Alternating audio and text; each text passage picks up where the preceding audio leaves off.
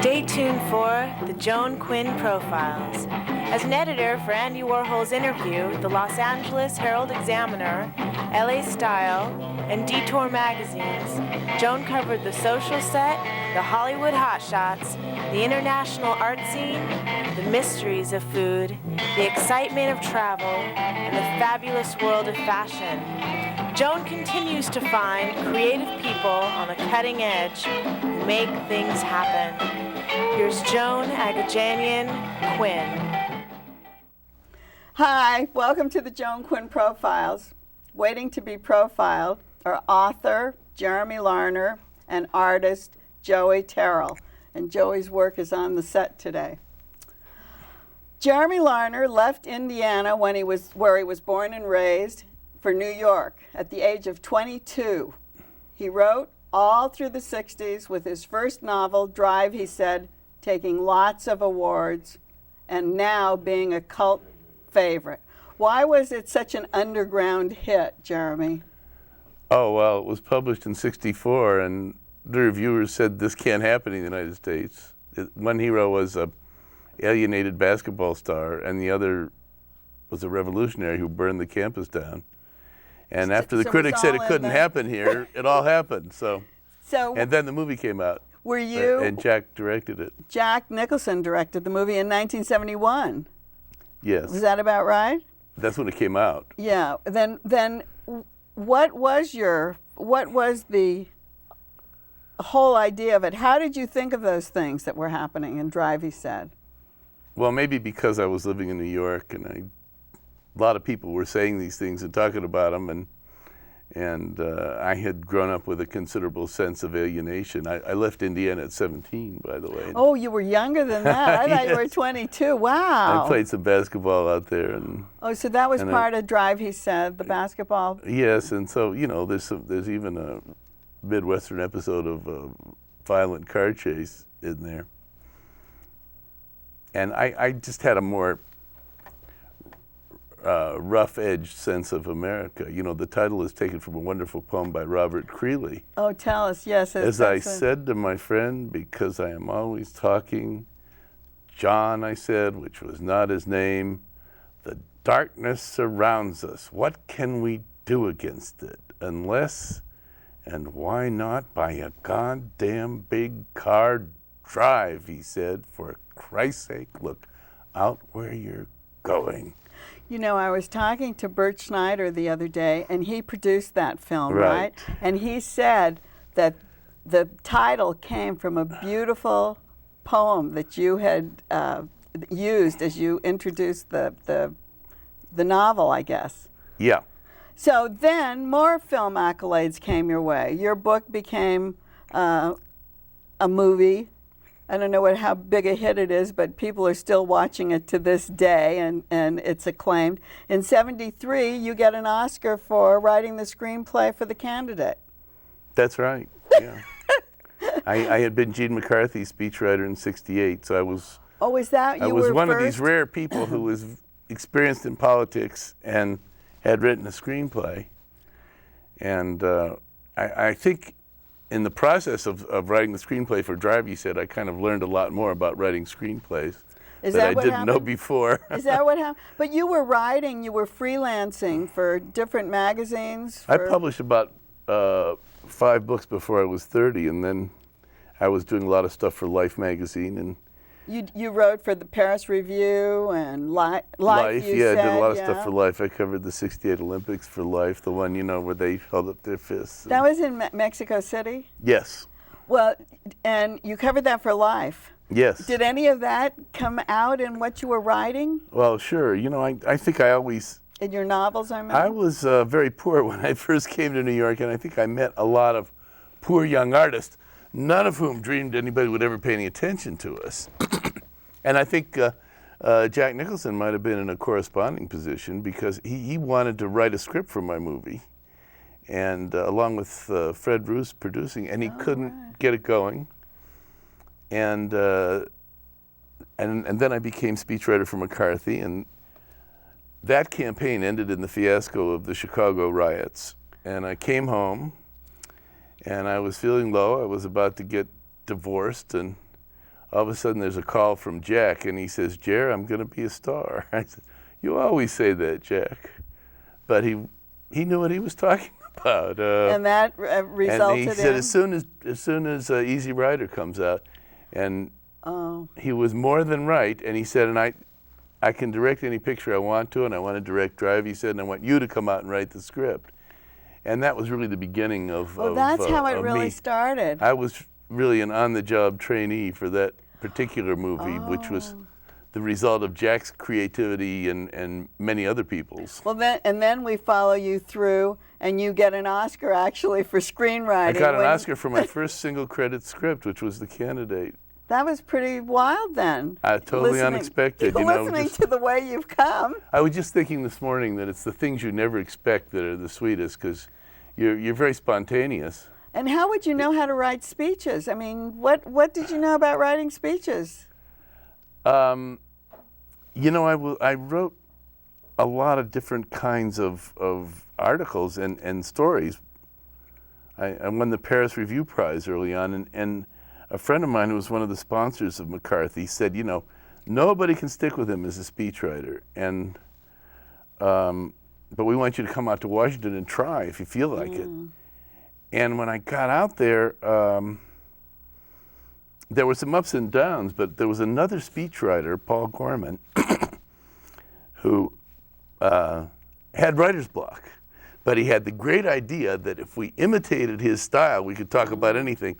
So that's what I learned how to do, and that helped me write The Candidate, too. And then that also, the poetry, or it led to the book Nobody Knows? That's right. That's my story of the McCarthy campaign, which ended in a big mystery. And then you were always in a quest for poetry.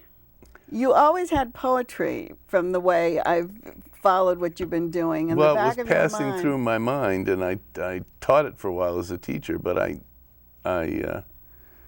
didn't really start writing seriously until I was getting over a love affair about 20 years ago. I started writing a poem every day, and it grew to the point where I was writing 5 every day, and some of them were 20 pages long, and I realized these are pretty good, and I gave a reading, and I got a tremendous response, which is true of all my readings. Were you reading in New York? It's why there's a CD in this book. Yeah, I'm going to hold the book up, because this is Chicken on Church, which has your poetry in it, but we're leading to that. Did you read in New York and San Francisco? Yes, I did. I mean, you know, I moved back to New York in '92, and it's a poem about me wandering the streets of Lower Manhattan, which I love to do. And I had lived there for 10 years, and now I was back, and I was in love with the Lower Island, and one day I encountered this giant chicken. And from this, I extrapolated a poem that grew longer and longer till it's like a mini epic or a mock epic. It is like an epic, and it's really interesting that this whole story is written in poetry. As I was reading it, I was going, this is so interesting. This is so telling. I mean, it was so perfect the way you described things. Well, I really get carried away with my poetry. It seems like I don't even exist. It's kind of late at night. I'm all alone. It's passing through me. Well, how do you write a whole book? How do you write a whole, like an epic poem on this one subject and you know, I thought it was too long when I first wrote it, and I kept trying to shorten it, and it kept getting longer until it was about 50 pages. I did take out a lot of material, but I kept seeing relevance, getting new ideas. There's a whole sub-story about the Trojan War, and it kind of like goes around. Which is also, like, Trojan War is also about cities, the fall of Troy. The way you're thinking, like linked to different things. It talks about topless towers, which all must fall someday, and I think the best reading I ever gave was a month after 9/11. I read it very near the site, and people were quite moved. Why don't you read us something from Chicken on Church? You know, I don't have time to read something from the longer poem. Oh, read something shorter then. I wish I could, but there is a CD in the book. Here, there is a CD, and it's your reading? Yes, it is. I read every poem, plus another extra little poem that isn't in the book. So read us something and tell us about it. Okay. There's your CD. And a lot of these poems are about artistic people like Picasso and Kafka and so on. I know, I thought that was great. Here's one that I wrote to my wife. It's called Apparition. When the night wind blew, my wife came like a child. Straw hair cut short, nape of neck pale in backyard moonlight, to soothe the wildly flapping, bellowing beach umbrella. She slipped underneath to release him, the wind whipping all about them as he subsided under her hand. And they just like really lock in your vision. You can just see everything that you're talking about. well, the great thing about a poem is that you could keep on working on it and get it right. And it's all yours. Nobody else can do it. What Or about change it. What are you writing another Hollywood novel so we can? Yes, have I am. I am writing a are? Hollywood novel based on all the people I knew way back when. Woo. But Will we know who they are from your characters? oh, I don't know. You might. But you know, What about a memoir? you can change. You can change people. And I am writing my memoirs, and then you'll really know. But the memoirs will be like real people yes, they that will. you know. Oh, so we can start. When you can start sending me those things right now. That's like a Hollywood gossip story, right? I suppose I could. Here's one I wrote after I left my wife, That was before. and after my house burned down. It's called Oh. Fire. That's a beauty, yeah. In the night, a fire came. She sat up, red with flame. You brought this on, she said. You are to blame. Oh. Wild, wild, wild, wild. I grabbed a spark, flew out the window and into the dark. It's so great. Read us one more, and then we have to go. Oh, I regret having to read these short ones, but But they're so concise. Read us Big Rooster Blues. Oh, last yes, one, okay. And then we'll say goodbye. To this is Jeremy the last Larner. one. This is the last one in the book. Big Rooster Blues. Come ruffle my feathers with your hard little beak. Give the grizzle gizzard, wattle-mottled, scarred game heart a tweak. Pluck me, baby, till I hear your neck bones squeak. My meat's tough and tender, let's tread it long and slow. And in the AM, you can catch this old cock crow. That's a good way to end. Thank you so much, Jeremy Well, you're Larner. welcome. You make it very easy. Thank you. And here's his book, Chicken on Church. And don't go away, because we'll be right back with artist Joey Terrill.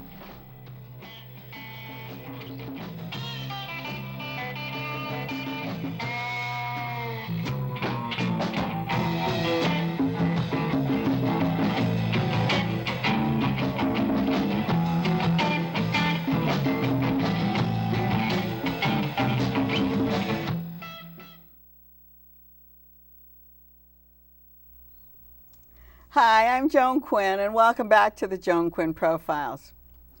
Artist Joey Terrill was born and raised in Los Angeles. He graduated from Cathedral High and went on to Immaculate Heart College. Joey, tell us a little bit about your background and the influences your father had on your work.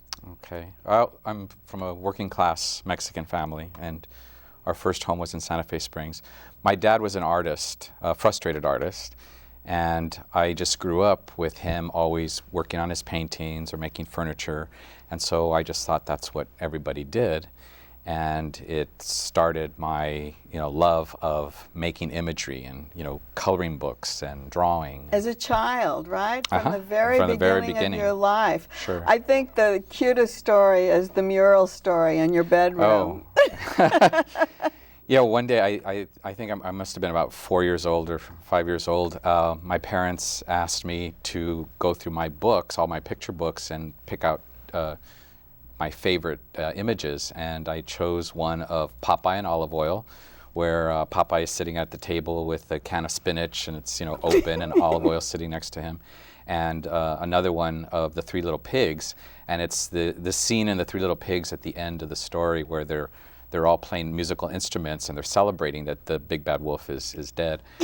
And I chose those images and went to visit a cousin, and when I came back, you know, from staying overnight, my dad had painted each one of those on both sides of my room on the walls. So he really wanted to paint, didn't he? Oh, yeah, absolutely. And the other thing is you were so interested in popular culture that really was a beginning for you of immersing yourself in that. Well, you know, I used to look through Life magazines and just I used to just look at all the imagery and was so interested in it. And I remember seeing stuff about the new artists, and there was, you know, Rosenquist, and there was imagery about, you know, Andy Warhol. And I mean, as a child, I could get that. I could understand that. I mean, you could understand the work that they were doing, right. But you were also taking it in from all different things, billboards probably, and magazines, right. and and also, you know, being raised traditional Mexican Catholic, we had all of this iconography. That, yeah, you know, tell us about that, because I thought that was interesting that those images kept coming to you, and they are used so much in popular culture, aren't they? Right, and I continue to use them in my work.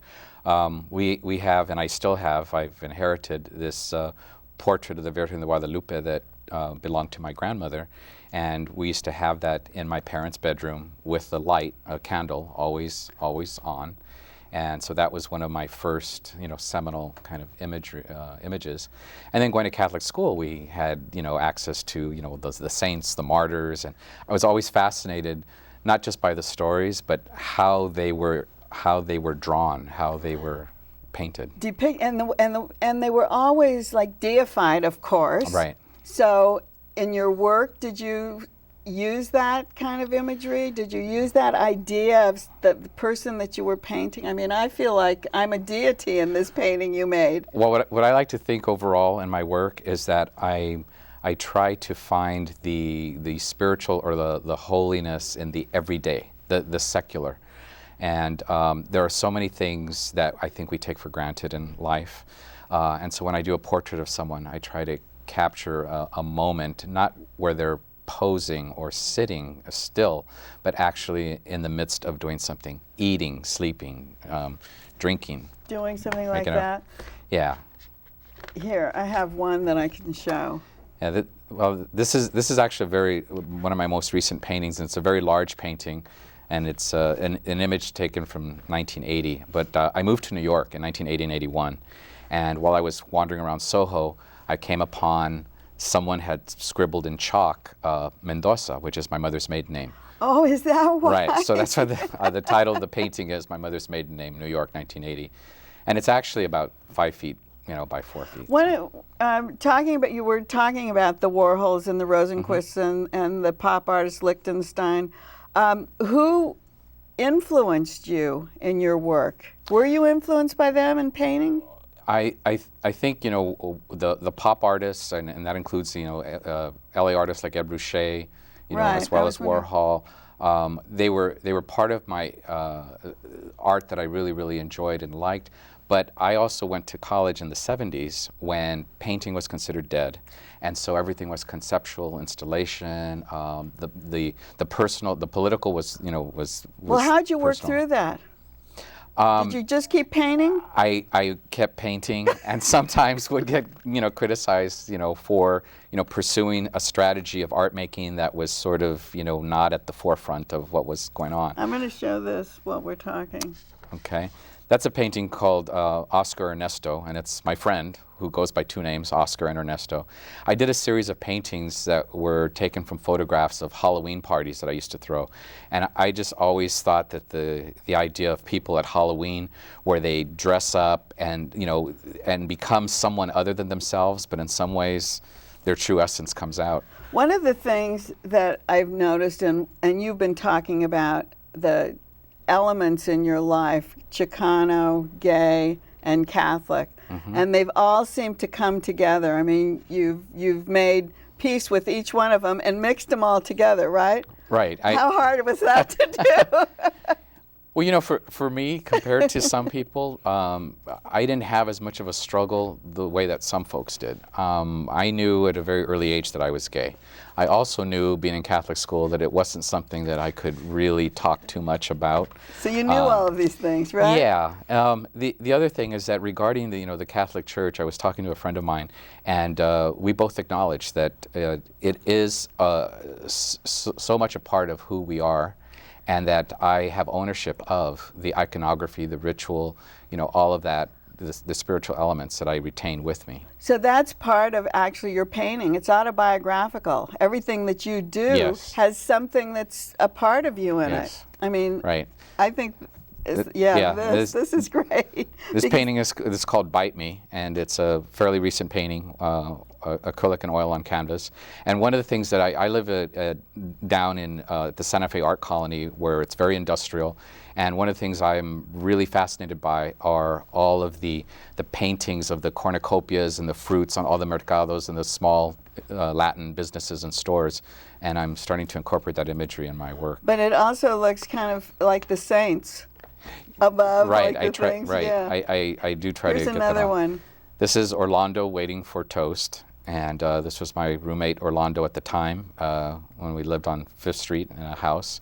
And I liked the idea or the concept of him standing there just waiting for the toast to arrive. So you actually worked for Viva at one time, or worked with them, or Right, I was a on part the of them. board. Tell us what it is. You were on the board. I was on the board of Viva for 5 years, from 92 to 97, and I had the best experience working with people like Luis Alfaro and Miguel Angel Reyes and different artists and writers. And What is it, Viva? What does it stand for? Viva was Viva doesn't life? Yeah, just life itself. Live. But Viva supported, encouraged, and featured gay and lesbian Latino artists Of all kinds? of or all just kinds. painters? Written word, painters, and any kind of art making. Is it still going? No, it's not. Because it was, I remember Viva, Yes, and I yeah. thought it was fabulous. You had the tops of the underground Right. people, right? And it was the tops of the underground.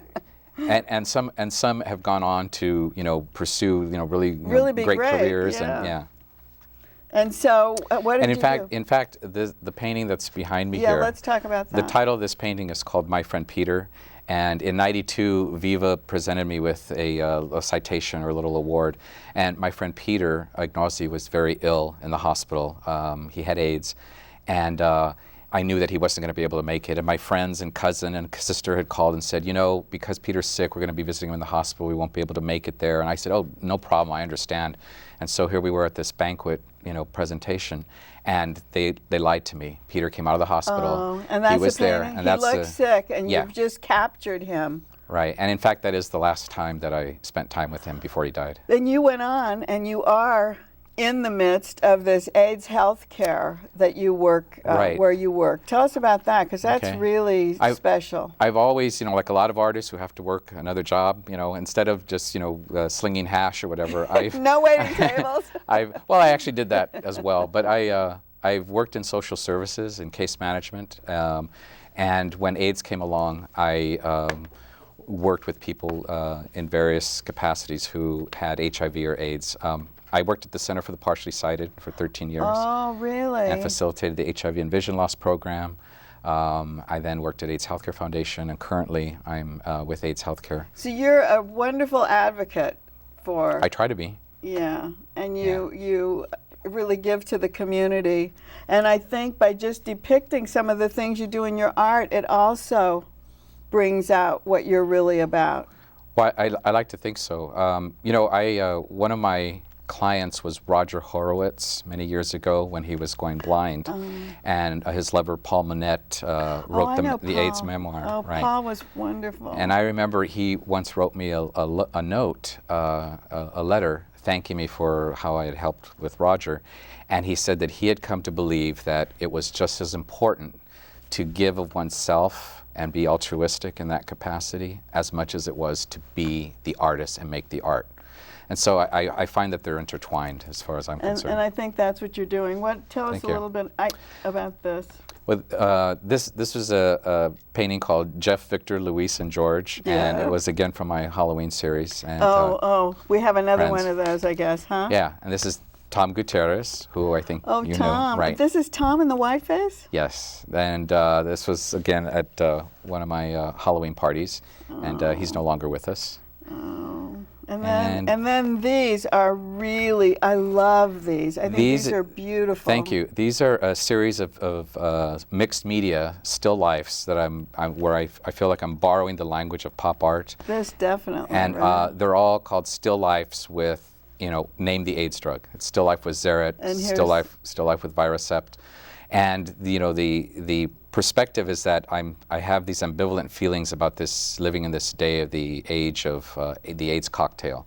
On the one hand, it's some people are alive, but then there's all these side effects, and the big companies, the big pharmaceutical companies, are making billions. So in some ways, pop culture, which was a take on the consumerist world around us, in some ways I'm trying to evoke that, so that Xerit and Viracept and all these AIDS drugs. This is a whole, this is like something you'd see Oldenburg or Rosenquist do with a bunch of commercial products, right? Right, absolutely. And they're mixed media, so that there's actual AIDS drugs and pills and capsules are actually on, pasted on there, as well as some places built up.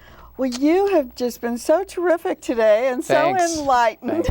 And thank you so much for being with us. I know your work is shown in galleries all across the United States, and thank you. Thank you. And thanks for watching the Joan Quinn Profiles. Keep writing to 777 South Figueroa, 44th floor, Los Angeles 90017. That was great.